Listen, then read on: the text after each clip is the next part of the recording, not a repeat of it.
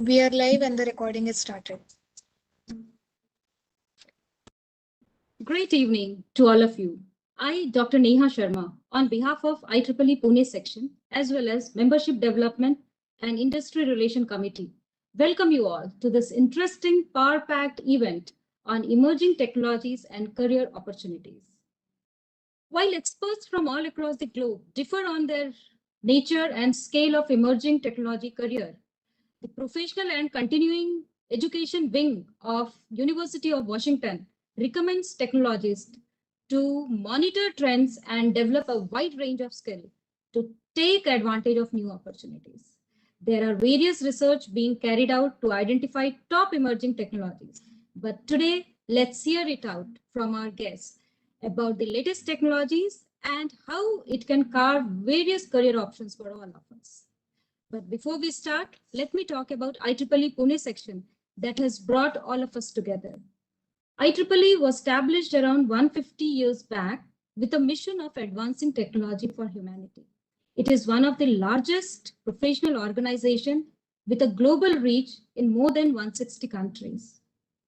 It is the custodian of lots of technical stuff and resources in the form of standards and research paper, etc.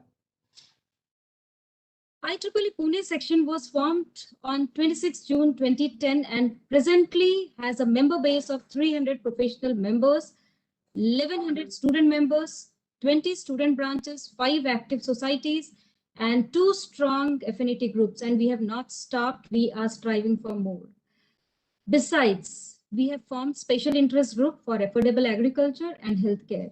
We promote STEM to STEAM education and partner with universities, government agencies, and other professional setups like PKC, MCCIA, and other NGOs.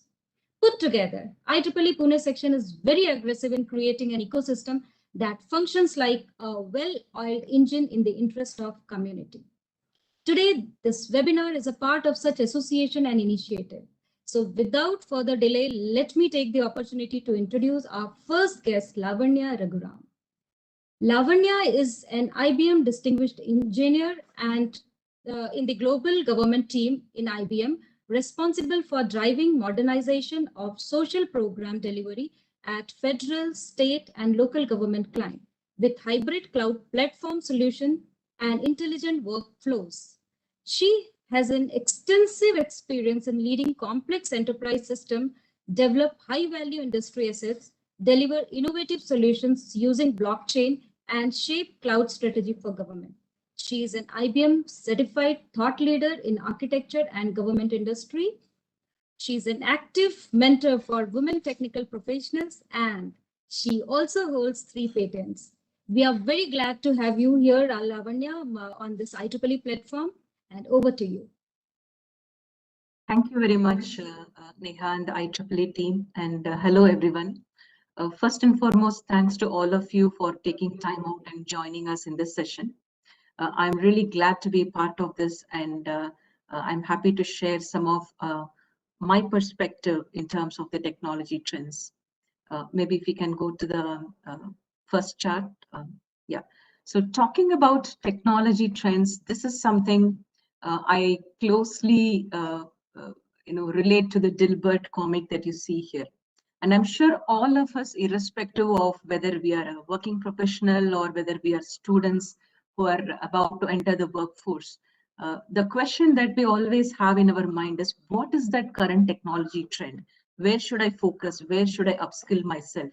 And many a times we are also expected to be an expert in a very, I would say, a leading or a bleeding technology, which is just emerging. So we are always on that habit of trying to catch up, right? So I was actually thinking about today's topic, and I thought before I share some of my views on what are the 3 or 4 hot areas to look at and how we from industry are seeing its adoption, I wanted to share sort of a mini pointers on guide on where should one look for the current technology trends. So I think many of you might be already aware of it, but nevertheless, it is something very important for us to remind ourselves. For all of us in the field, it's extremely important to be quite familiar with some of the analyst reports that come out in the market almost every year. So the reports like the Gartner reports, Forrester, they are quite popular. You all may be aware of. I have a personal habit of going and checking what is it that comes out as a top technology trend for 2020, 2021, and so on. So I strongly urge you bookmark, take a look at these reports periodically to kind of have a view of what is it that's the hot area. I also want to call out the reports like IBV reports, which come from IBM Institute for Business Value. Also, they don't just talk about the technology trends, but they also talk about where a specific industry is going. And that's a very good and important perspective to have. So for example, there's a lot of, I would say, momentum around sustainability, which is going on. So you got to look at what the industry or where the industry is heading, number one, and what are these C-suite executives thinking in terms of investing in a certain area, in a certain technology, whether something is giving value. So that perspective from the business side and an industry and from a technology point of view is very important. So take a look at these reports, which can always give you a trend. Sorry, if you can just stay in the previous slide for just one more minute. The webinars like these coming from IEEE, the ACMs, the industry body associations, of course, they are a great way to keep ourselves current in terms of what's happening. But a very small tip that I want to leave you all with is, if you're on a professional Twitter or a LinkedIn handle, it's always a good idea to subscribe to the social handle of some of the technology majors. Many a times, whatever is the first breakthrough, let's say a Z system or a power system, and anything which happens in the world of cloud gets tweeted or it comes out in the social handle. So I just wanted to start off with, keep some of these as your guiding compasses as always, to see what's the current tech trend in the industry. So that's the first thing that I wanted to share. Yeah, if you can go to the next slide. There are just 3 or 4 things I want to talk about today and share a perspective of how we see its adoption. So if you go to the next slide, I will start off with quantum computing. Sanjana, if you can go to the next slide, please. You all may have heard quantum computing or may have actually already read about it. Sorry, I don't know if it's just for me, I don't see the next slide coming up. If you can keep that for reference. Sanjana?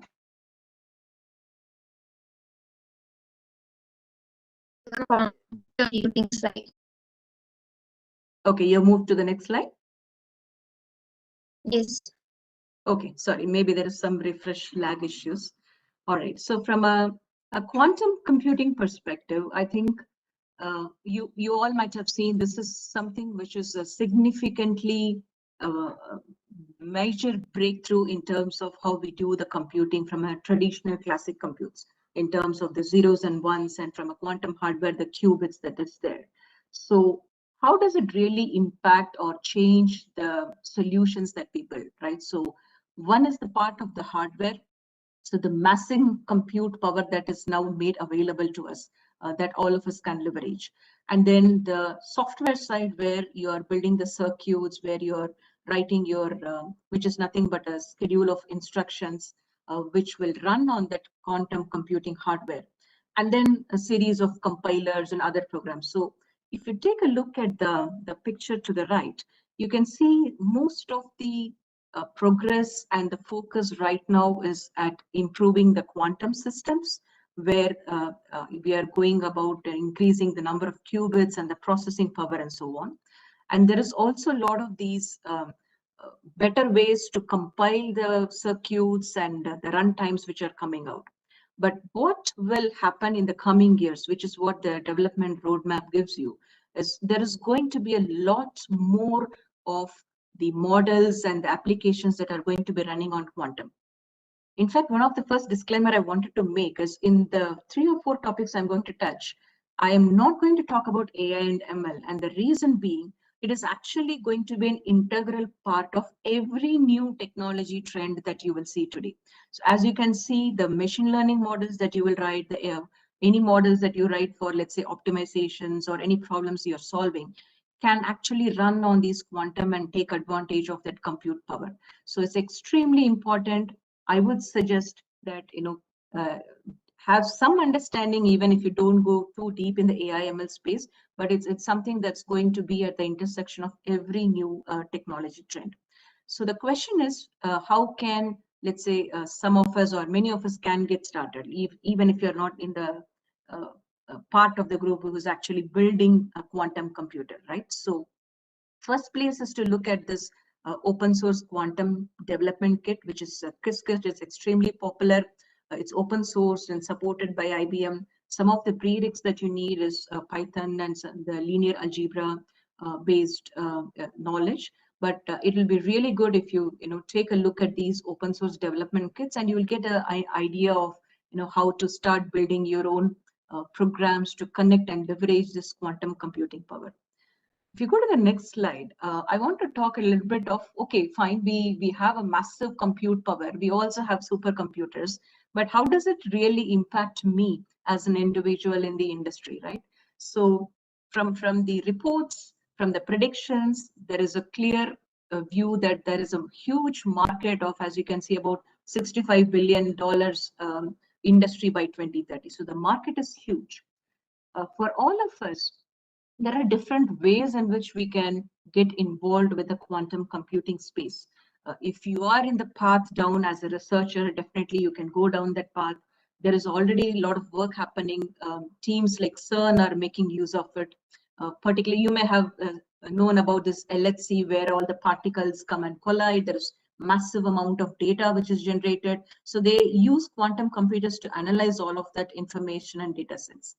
Now, developers, you can start building your circuits, you write your algorithms, you develop your AI ML models, and you can integrate it with some of the software development kit that I just talked about. And I just want to touch upon one example of how does it get used in real life. There are many use cases, problems, disease diagnosis, financial models being built, etc. But a very interesting case is what Mitsubishi is doing with quantum computing. We all know we are now seeing the explosion of electric vehicles, the electric scooters and so on. And the lithium-based batteries are at the heart of it.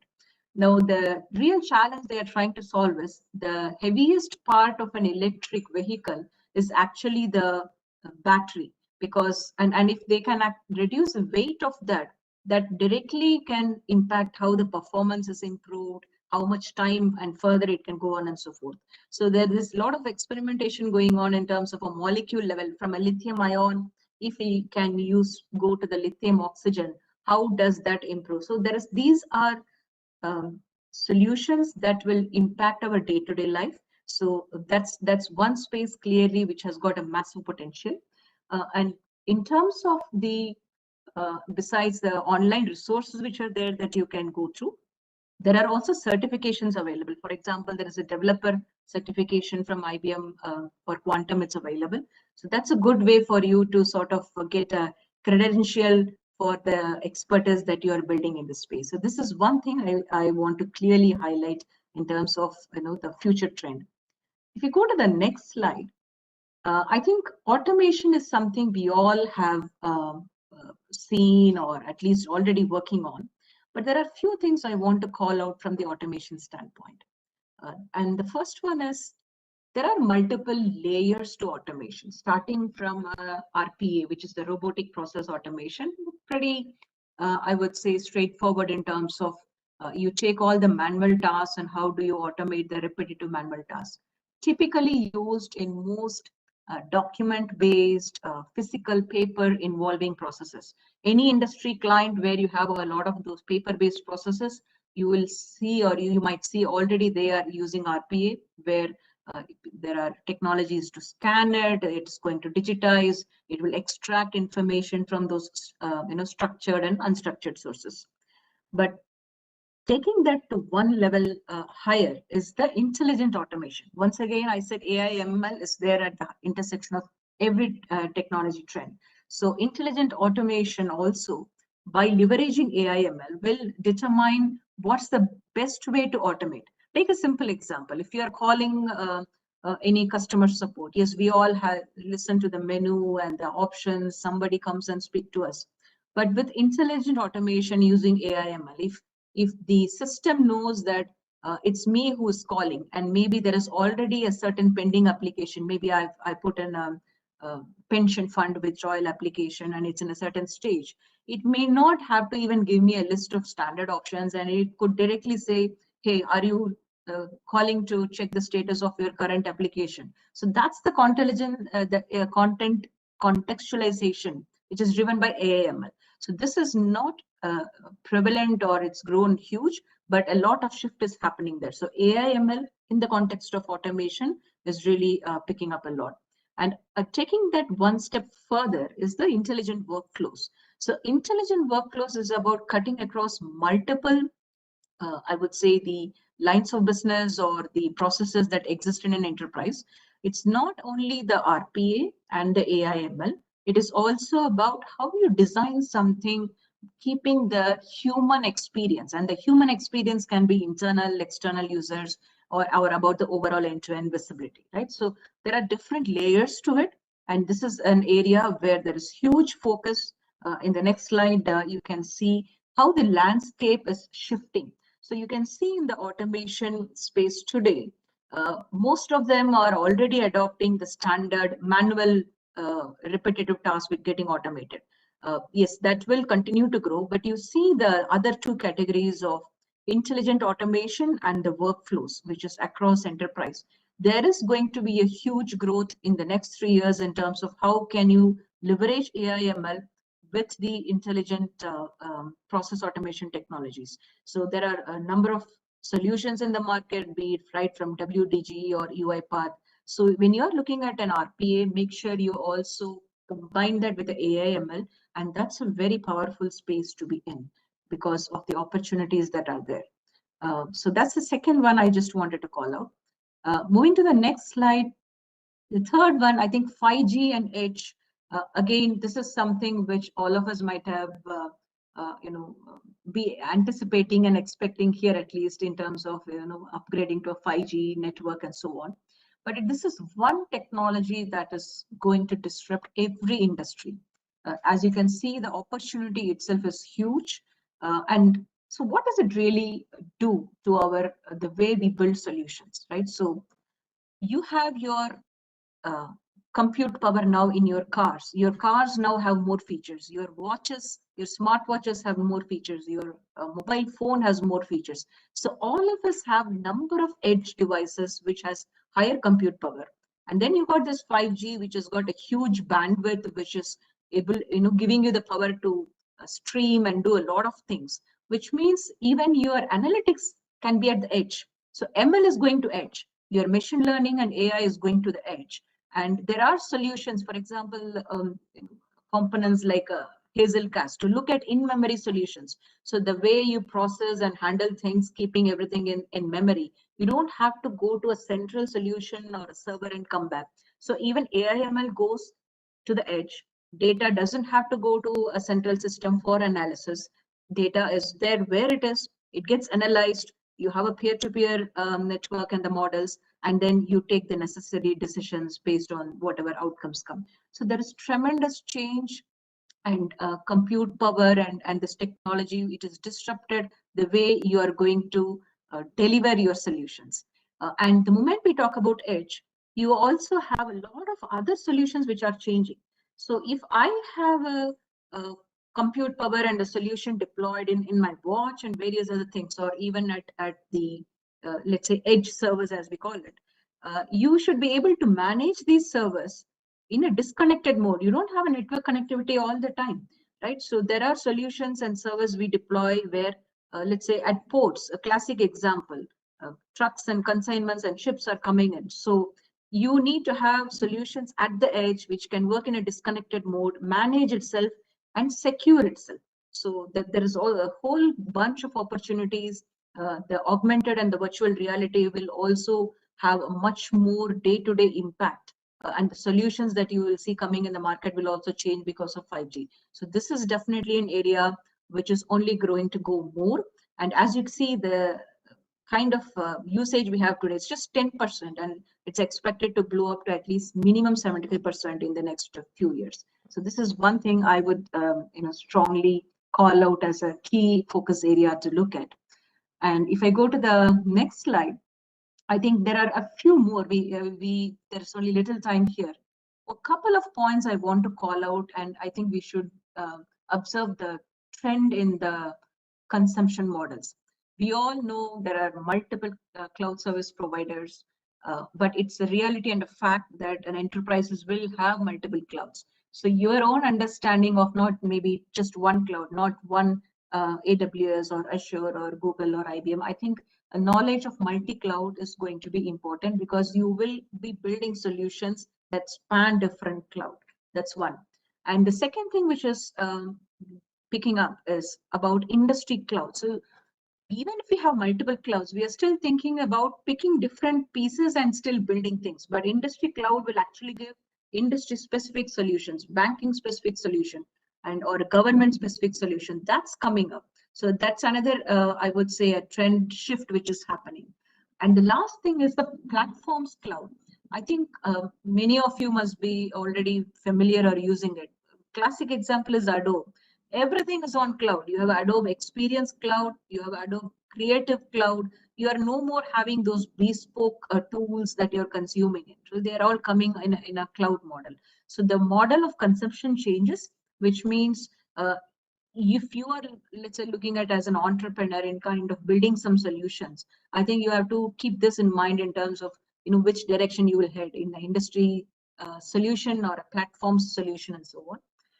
The security is one thing I want to call out. With all things said and done, when everything changes, obviously security changes, and the cyber security mesh is again a new dimension that everybody is looking, because the simple fact we are all working from literally anywhere these days. So if you are no more working only in an enterprise network or in a certain protected network, so which means it's not that as soon as you get into the network, everything is a secure access that you will have. We are accessing our own enterprise solutions from multiple devices outside of the perimeter of our office environment. So you need to have a security mesh to make sure that you really have a zero trust. You don't trust anything anywhere. So you got to verify and validate at every point level whether he or she is permitted to access something. So that's what the security mesh brings in. And last but not the least, I will say the blockchain and digital credentials. We all are seeing this COVID vaccine passports rolling. So what does it mean?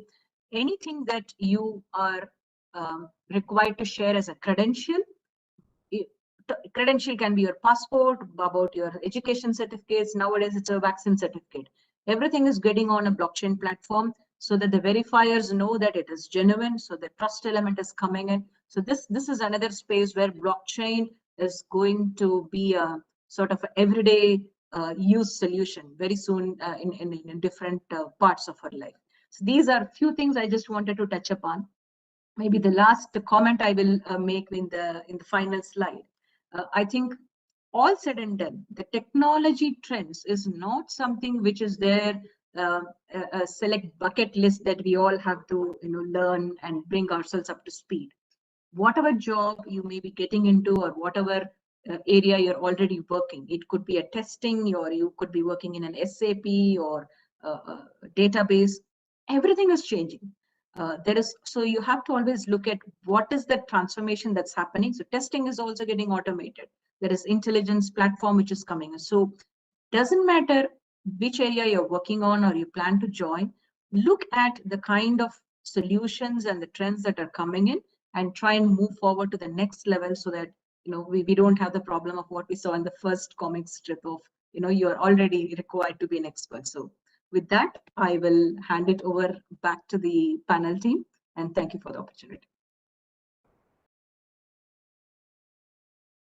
Thanks, Lavanya, for the wonderful presentation and for sharing all the important emerging technology with our audience and associated opportunities with each one of them. Thanks once again. Now let's move forward and invite our next guest, Mr. Krishnan CA.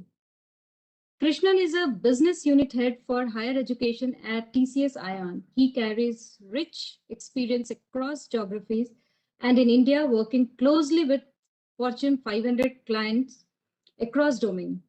Krishnan has held several leadership positions in strategy, product, business development, and delivery, and has been a part of TCS ION unit right from its inception. With a keen understanding of client priorities and deep domain knowledge, he has conceptualized several new products and platforms at TCS ION and has won the Tata Innovesta Award, which is one of the prestigious awards at TCS. Krishnan is an alumnus of IIM Ahmedabad and was recognized as amongst India's top young leader in ETYL program. He is a lifelong learner pursuing his executive education from MIT Columbia Business School and is a gold medalist in both his MBA and engineering. Wow. We are extremely delighted to have you at IEEE platform, Krishnan, and very eager to hear from you. Over to you. Yeah, thank you for that very warm introduction. And it's really an honor and pleasure to be connecting with the student community. So I must share my appreciation to IEEE for organizing this, and also all the students who have joined us today. It's always very difficult during this time of pandemic, and I always look forward to any opportunity to interact with the students. It's definitely, I'm very excited. So in the next 10 minutes or so, I will like to give a broad landscape of how the industry is moving. What are some of the emerging technologies? And I must thank Lavanya for pretty much, giving a very broad overview of the kind of applications that are emerging. So I will also like to cover some use cases that are very exciting from an industry perspective. But one of the things that I want to do in the next 10 minutes is also give students a kind of a framework to look at how they can build the skills and really capture the opportunity and also do well in their career. And what are some of the few key takeaways that I would like to leave you with. So with that, let me start with my presentation. We are today in what we call as the fourth industrial revolution, which is characterized by significant application of technology across physical, digital, biological space. And a quick history. In the 1970s, we saw a one of the biggest invention, the steam engine, which led to the industry 1.0. In the 1980s, we saw the invention of the gas combustion engine and electricity, which led to industry 2.0. Industry 3.0 started off with the invention of computers, and industry 4.0 is all of the technologies that Lavanya spoke: cybersecurity, IoT, artificial intelligence. And Tom Goodwin said it best when he said that, today, if you see most of the companies, whether it's Uber, Facebook, Alibaba, in fact, 7 out of the top 10 companies largest in market cap were not there 10 years back. And all of them do not, have no content or no inventory. It's a very new business model. And we see that all industry boundaries are getting redefined, getting blurred. And the world out there is going to be completely driven through technology. And this creates significant opportunity for students such as yourself. And as I said, there is an explosion in all areas like cybersecurity, big data analytics, cloud computing. Today, most of the firms are moving their data to the cloud. And once you move data to the cloud and also connect all the devices, whether it's industrial application or pretty much any physical devices through Internet of Things to the cloud, what it creates is huge amount of data, which now can be processed, insights can be driven, and it also creates risk in terms of cybersecurity. And what one can do is use artificial intelligence, machine learning to create the rules. I've not listed blockchain, but smart ledger technology is another upcoming emerging technology, creating significant opportunities for students such as yourself. We see robotics, augmented reality, additive manufacturing, and our research shows that a significant explosion in the salary level. Today, we live in an industry which is supply constrained. So there is no dearth of opportunity. All of these areas, and as you can see in my next slide, we have done some research. All of these areas are creating millions of job opportunity, not only in India, but globally. And every industry and technology driven is growing at double digit, 25%, 60%, 70% rate. And all of these industries are, set to reach billions of dollars, trillions of dollars. It is said that we're going to have more than 50 billion devices connected to the internet by 2023. So significant opportunity for students such as yourself. I listed some use cases. We all know autonomous car, the investment today. Every large automotive manufacturer is investing in it. And it is, as you can see, a combination of various technology, image processing, LiDAR, artificial intelligence, machine learning, that creates such applications. Another very big area is the smart home. Today, you don't really need any remote. You can connect pretty much all your devices at home on the cloud, and use analytics to monitor the temperature, conserve electricity, and the same kind of application can be used to create smart cities or smart factories, fully automated factories. Preventive maintenance is one of the biggest application in industrial setting, where you can create and connect all the machines in a factory to the cloud and use analytics to do maintenance, reduce runtime, reduce downtime, sorry, improve the productivity of machines, and also create different business model on how large manufacturers can charge their client in terms of actual productivity. Today, large aircraft engines that are supplied are monitored, and there can be very innovative pricing models that tracks the time that the aircraft is productive. And in healthcare too, significant explosion of application, right from robotics doing the microsurgery, image processing to improve the diagnostic capability of radiologists, of doctors. So significant opportunity that each of these technologies and a combination of these technologies are creating for young students such as yourselves. But I want to touch upon from a corporate perspective. We do see that there is a challenge, because when students come out of education institution, we don't see that they have the required skills to be employable. The latest national skill report says that the employability is sub 50%. In fact, engineers are near that 50%, and if you are doing any other stream, you're much below the 50% mark. It has improved. I've seen reports that pegged it at about 27%, but things have improved. But again, 1 out of 2 candidates are not employable today by the industry. And I would say industry itself is partly to be blamed because of insufficient engagement with students. These kind of sessions help clear that gap, but there needs to be more done from the industry.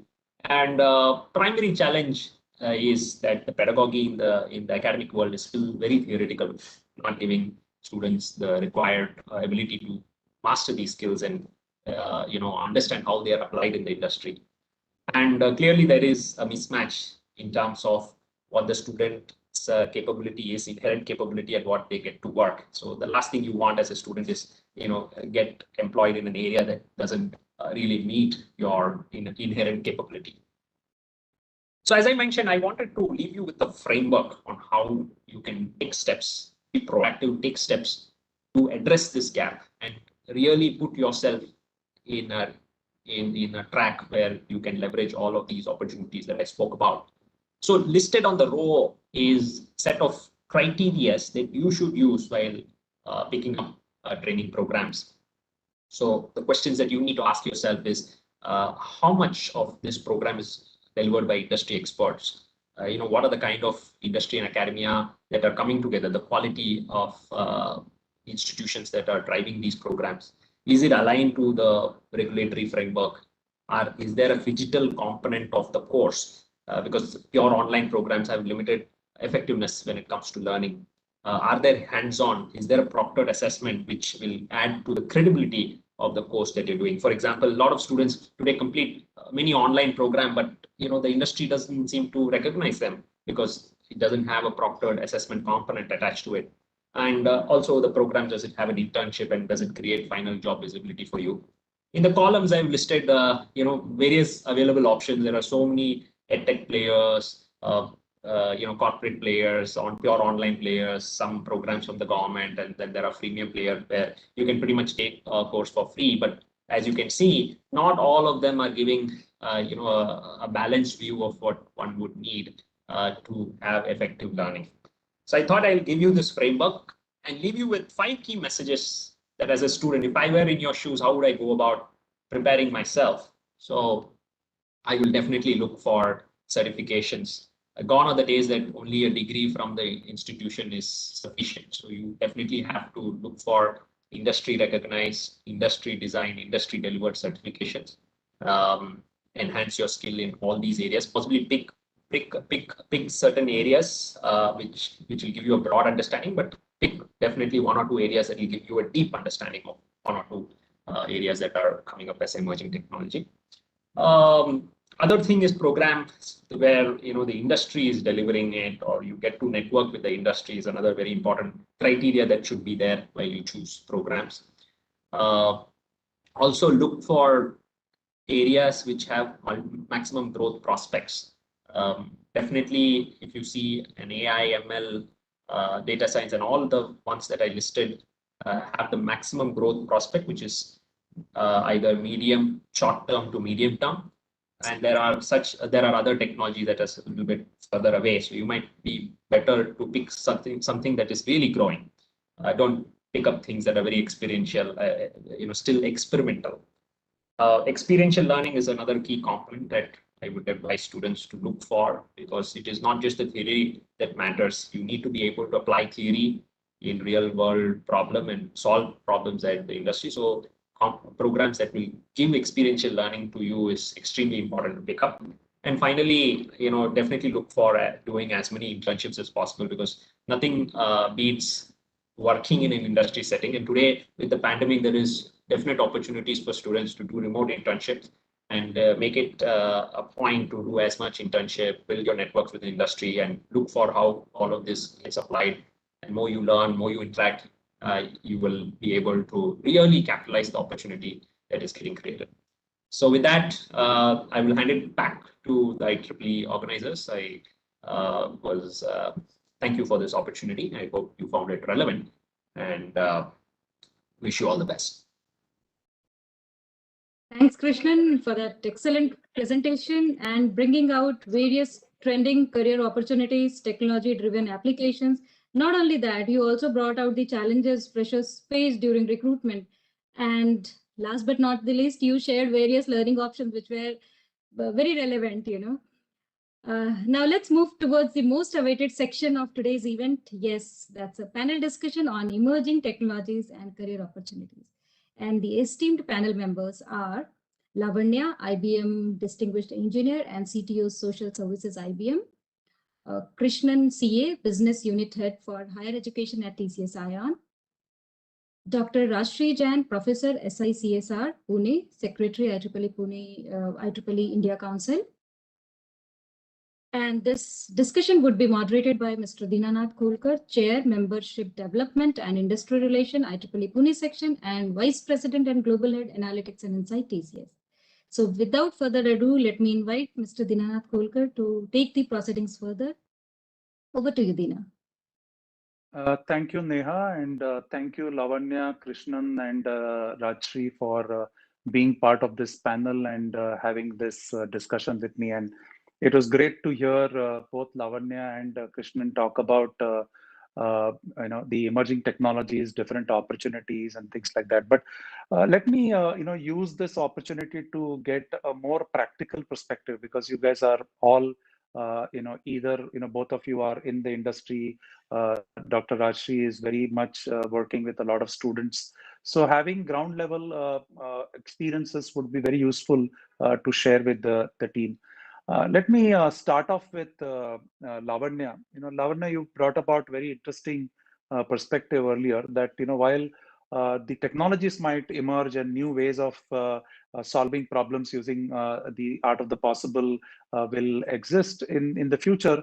The fundamentals which are there on the software development lifecycle, different functions which are there in the entire lifecycle are very much relevant, and you need to adapt to the new technologies and make that happen. So just wanted to get your perspective around that and see how students should also look at it from a point of view of there are many other activities. It's not only about the technologies that they need to build skills on, but other areas also which are very important, and they also provide a lot of opportunities for the professionals in general.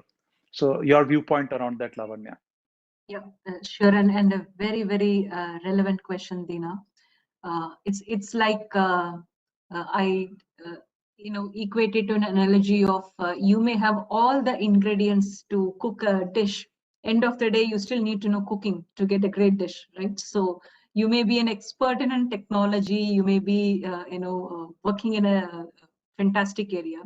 So I would put it I would say, two categories. A, the fundamental skills in terms of delivering, be it the services, or if you're building a product, or let's say the consulting that you may do.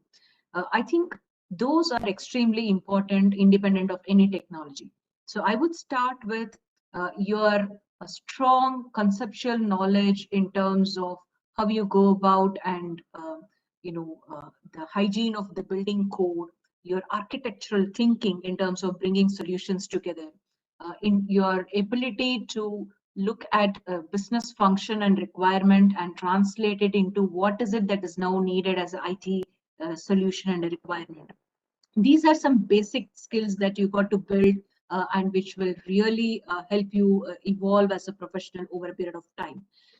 So that's one part to it.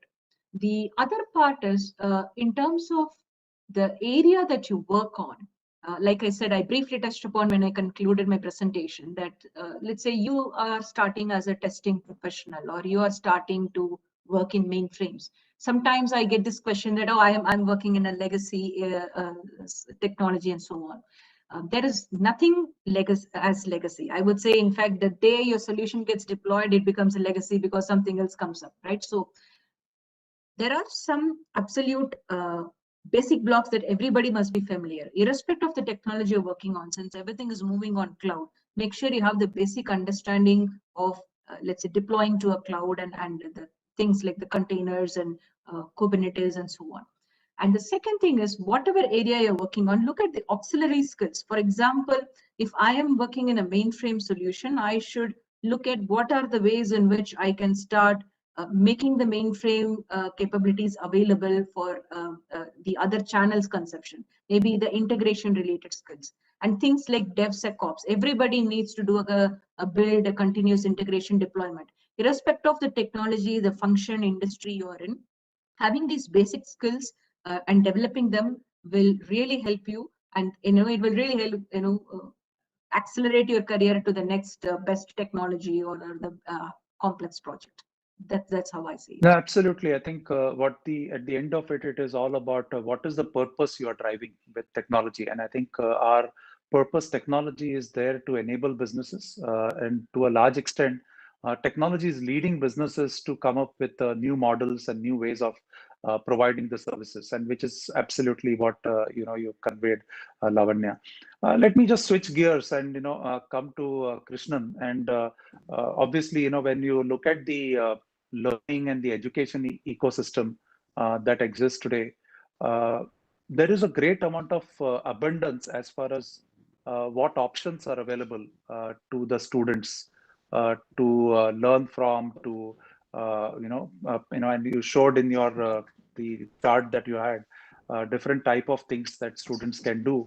How do you look at giving guidance to the student, because they end up with a problem of plenty many a times, and you rightly pointed out that industry should play a role in guiding the students and things like that. So if you can give some perspective on how the student should go about prioritizing, deciding what to choose and what not to choose. Yes, I think it's a great question, Dina. And possibly it is one of the most asked question in other student interactions that I've done. Typically, the question is from students, sir, I've done this certification. Will the industry evaluate? How do I go about choosing the right certification, or how do I upskill myself? There are two answers that I can give as a framework apart from what I've already presented. One is, it is important to begin with the end in mind. So if the student is aspiring for a corporate career, the question is, anything that they do, does the corporate recognize that certification or learning programs, or the investment in effort, time that they are putting into the program? So it is extremely important, and the way that one can make that out is, sometimes it is very obvious, very clear. Corporates today do publish the kind of certification that they recognize. Or the other way to look at the same thing is, what is the level of involvement from the corporate when a certain program is getting delivered? So definitely industry design, industry delivered curriculum is far superior to other options where there is not much of involvement from the corporate. The second criteria, at least when it comes to learning, it is possibly the only industry where the quality of the association, whether it is corporate or academic association, is extremely important, and price definitely is one of the criteria that students can use to ensure that they are able to look at programs that have that quality stamp in it. So these are broadly two criteria that I would use. Dina, am I audible? Yes, absolutely. I think that's a good way of looking at having some reference point, some checklist to take a decision, because at the end of it, given the pace at which things are changing, even some of the elders, like, you have parents who are guiding, but they may not necessarily be aware of what all is the latest, and the students themselves need to take a call on what is relevant for them and how they should go about taking those decisions. I think your guidance definitely helps. Let's take a completely different perspective, and I'll invite Dr. Rajashree Jain to share her viewpoint. And I will ask her specifically in the context of the IEEE, membership, and people becoming members of IEEE, and students gaining from an IEEE membership, and various channels that are available from a learning point of view for the students. What has been your experience with the students? How have they been able to maximize the benefits out of an IEEE membership, and more so in the current times when IEEE has slashed down its membership price to half of what it used to be? So Rajashree, your viewpoint would be very useful. Okay, thank you, Dina. Am I audible? Yes. Thank you for this wonderful question, and also for the opportunity to speak in front of our Pune section students. I'm indeed honored for that. So as far as your question of IEEE membership and considering the slashing of IEEE membership is concerned, whether it is price does not matter here, because the benefits are numerous, I would say. Once you take up membership, like IEEE shares a list of benefits, which I will not get into. But all these benefits come to straight to your inbox. But I definitely would like to stress on two major things which I personally felt have benefited me and students whom I guide with or I mentor with very regularly. So these are, first thing is the networking, I would say. And this networking, and these connections has helped me learn so many things and groom. They will help students to groom themselves, and many such. I would say, like, stalwarts keep inspiring students. I'm sure it is true for each and every IEEE student member who has joined today. So, for example, take today's event itself. Who gets an opportunity to participate in a webinar, right, meant for students, and the panel is moderated by none other than Dinanath Kholkar, Global Head, Vice President, and A&I Analytics and Insights of Tata Consultancy Services, having taken his time out from his such a busy schedule, I can imagine. So sitting in front of you virtually, and believe me, if it would have been physical, he would have definitely taken his time out to come in front of you and talk and do the same thing then also. So planning this whole webinar, come panel for your member benefits. That is all students who have joined, I'm assuming that are all IEEE members here.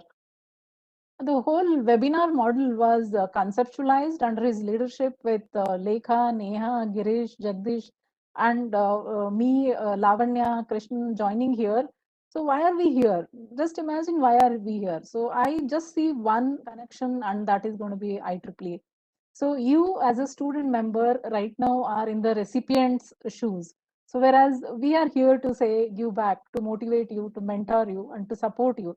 And that whatever you need, like you have learned so many things in those 10-15 minutes of each of speakers who spoke before me. So many emerging areas. Sitting here in 15 minutes, you can assimilate so much of development that you need in technology, and so that you can take it forward to develop it into yourself. That was first thing that I wanted to stress upon.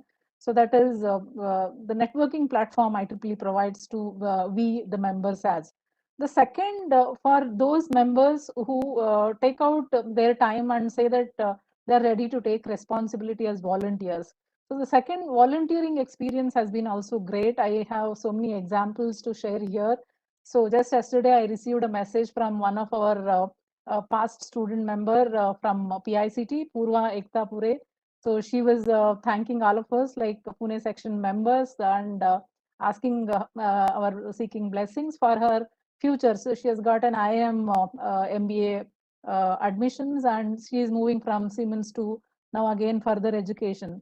So why I spoke about Purva here especially is she was when she was in third year, she accompanied us for section congress which was held in Bali, Indonesia. I could see like she was one of the major volunteer who was helping student activities of IEEE Region 10. So all IEEE directors and all stalwarts could recognize her and can call her, remember her with her first name. It's an honor. You can imagine 22-year-old, third-year engineering student, and such stalwarts remembering her. That was, I felt like, is a great achievement.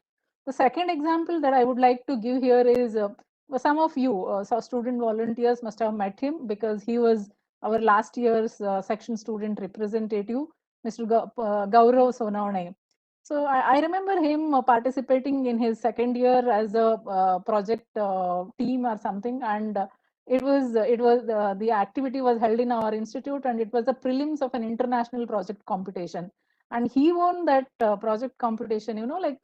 Believe me, and from that I could see like his complete graph going up. He taking up so many roles, being a role model for many of student members at Pune section, I would say.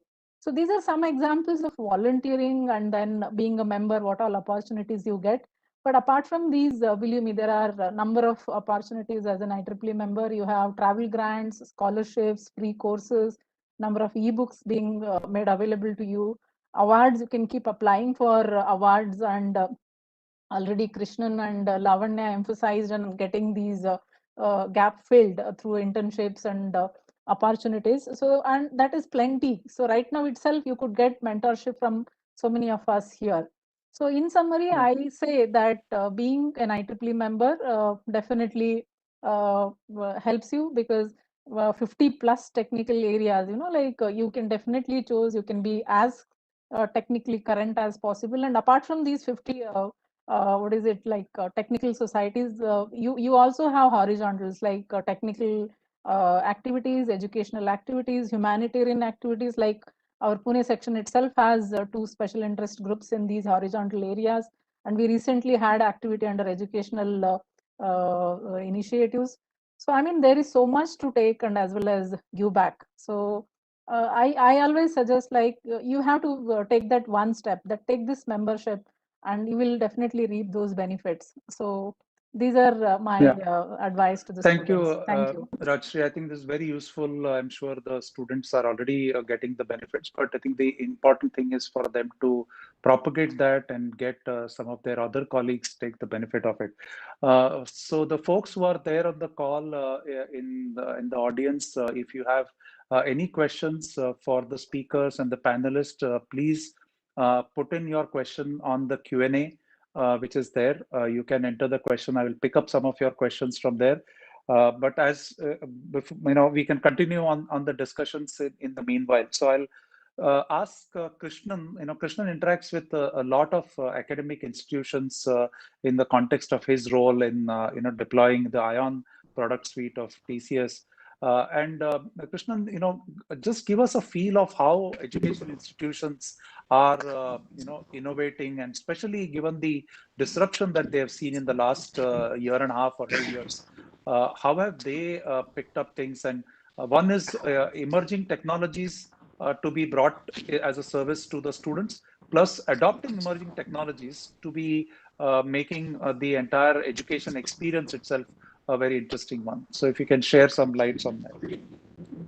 Sure, Dina, and it's always a pleasure to be working in the education sector. As they say, no country in the world has become a developed nation without focusing on its education ecosystem. And academic institutions and corporates definitely need to come together.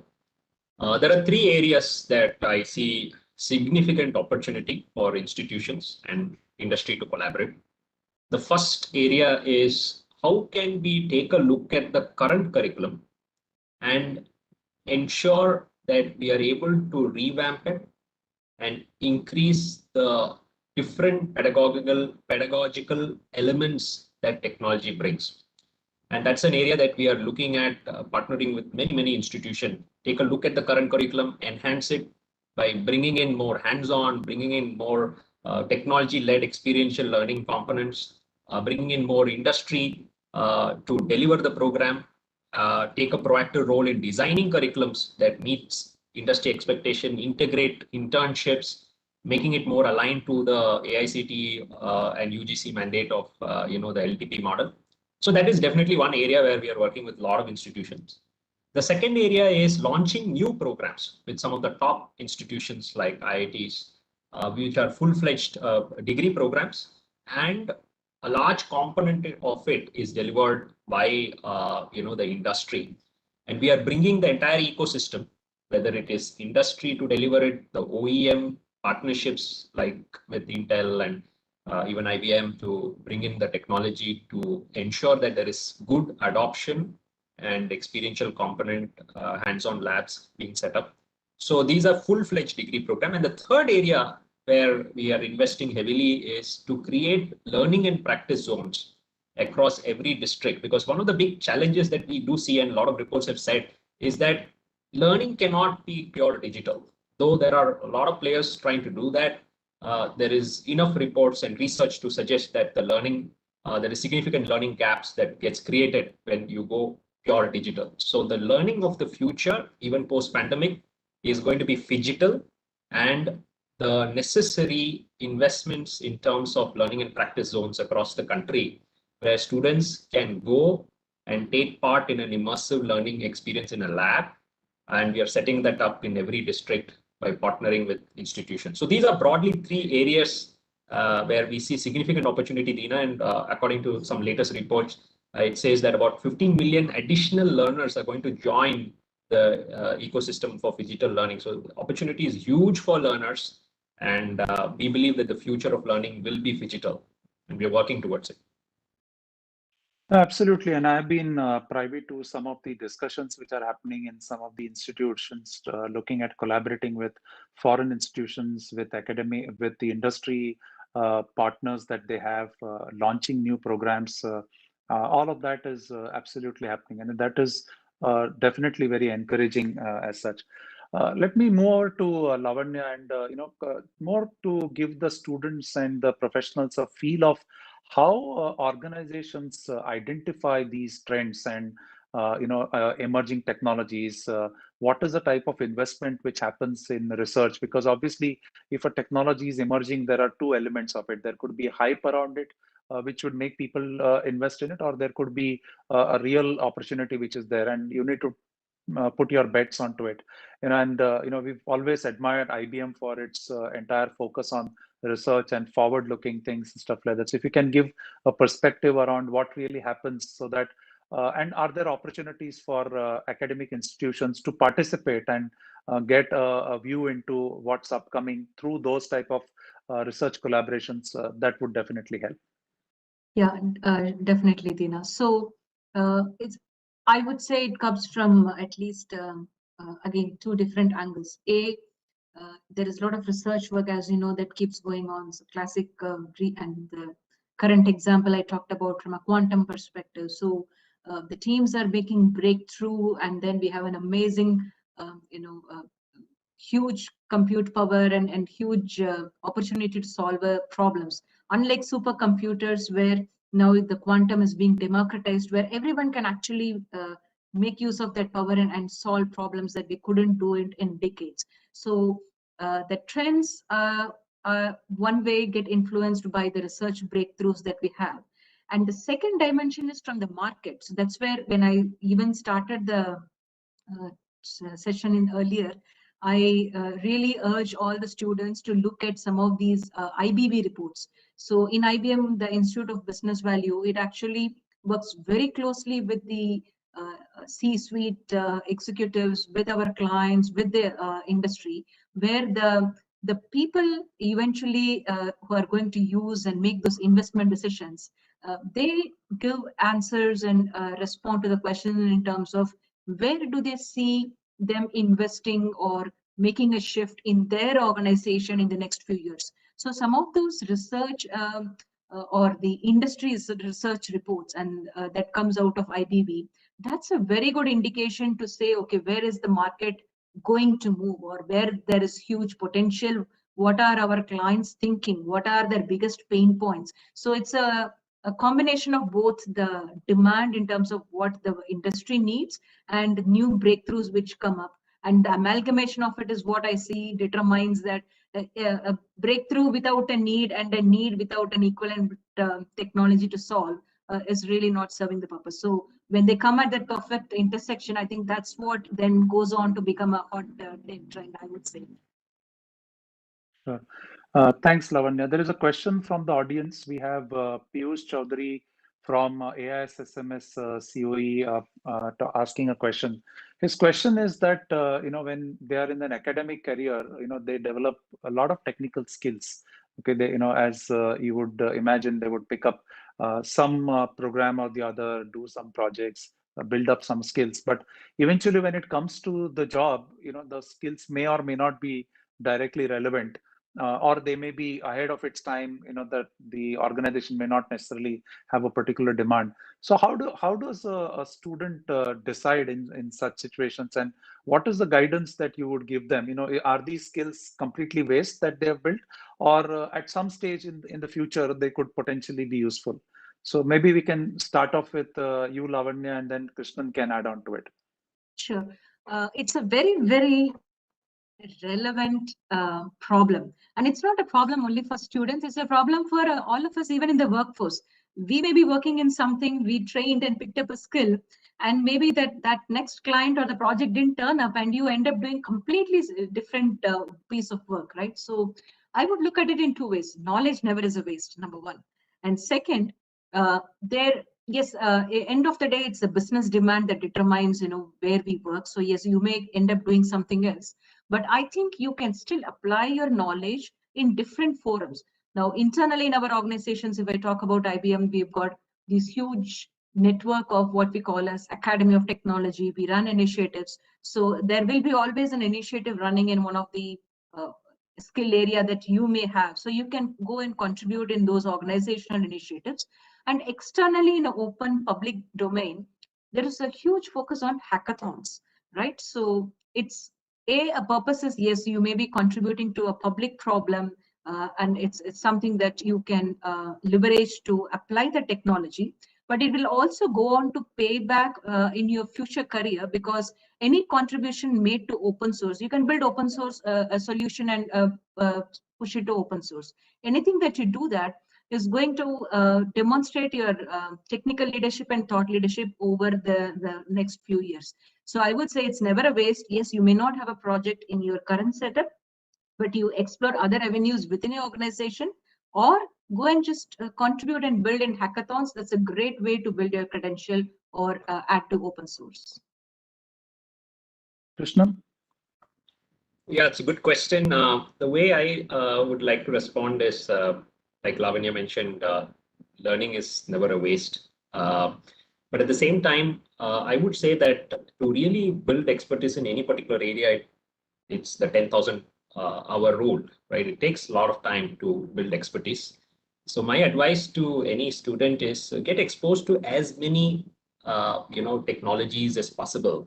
And the other way to look at the same thing is if you see many of the large deals that gets closed in the technology world, it is not in any particular area. It is a combination of these technologies that really are able to drive business value. So the more skills that you get exposed to, you will be able to see the patterns. So it is not AI alone that works magic. It is AI combined with cloud, combined with IoT, combined with machine learning. So it is very important for a young student to get broad skills, and those the real applications are a combination of those skills. So if you take a simple mapping application that that we use, it requires a lot of the technologies to come together to create applications. So it's important to, at least in the initial few years, to get exposed to as many technologies as possible and see the combinatorial effect of all of them, and think of applications. So that would be my advice. Whenever May somebody I asks add this here, question, Dina? yeah, I will come to you, Rajashree. I have a little bit twist to that question. I'll come to you. Okay, But okay. the example that I give is the story of Mahatma Gandhi. When he came back from Africa, before he actually got into the mainstream, into the freedom struggle in a big way, he spent 3 years traveling all over India, and he was learning about what are the type of issues people are having and things like that. So if you really look at, he spent a lot of time. Now you could have always said he already had a stature, he could have directly got into it, but he spent a lot of time in learning different nuggets about what happens in India, different parts of India, the type of challenges which are there. And when he would actually be in a position to launch a non-cooperation movement and quit India movement, he had a complete participation from the entire Indian population as against just pockets of it. I think so. There are reasons and there are believers in this approach in a big way. So Rajashree, the question I have is very interesting out here. We are at the onset of the national education policy, which is coming up, which gives a lot of empowerment to the students itself to pick up and choose certain programs. So I don't like this particular subject, and sometimes you'll find the student is not at all interested in your class, and you're still pushing that student to study that. Now the students potentially will have the options of choosing particular topics, particular subjects, and dropping certain subjects which they may not necessarily like to. And I feel that that's a great way of looking at encouraging students to build in the amount of specialization and expertise right from when they are in the academic setup, as against going into the industry and then picking up some of these technologies. So some views on from your side on how this change will potentially benefit the student community, upcoming student community, I would say. See, what I would see here is your question, if I have understood correctly, is like freedom of choosing liberal education, basically. So Yeah. they have the freedom of choosing the credits. And I see there is a great opportunity here. So there are two things. One, for the student, it is like whichever field he is interested in, he will definitely take into. And then there is huge scope for him to improve in that area. On the other hand, for teachers too, it is kind of keeping all the time current, updated, and it is so essential for them to know and build their own credibility. So I remember recently, while my son was doing some recce of admissions, international admissions. So there are applications, the kind of mobile applications which are available, which actually gives you rankings of professors across USA. So that was such a platform, and I was really wondering, like, why can't we have a similar thing in India? So that means we as teachers need to know where are we at this point of time, and how we can make ourselves most sought after by any student. It's not just the topic or the course. So I have even seen students choosing courses because of faculty members. It both ways are possible. So it's one, the interest that they have, the other one, the person who actually makes it more greater than the subject persona itself, I would say. So I think this new education policy is going to be great. Let us hope that these two things of improvement in teacher profiles themselves and liberty to students comes very soon to our education system in India too.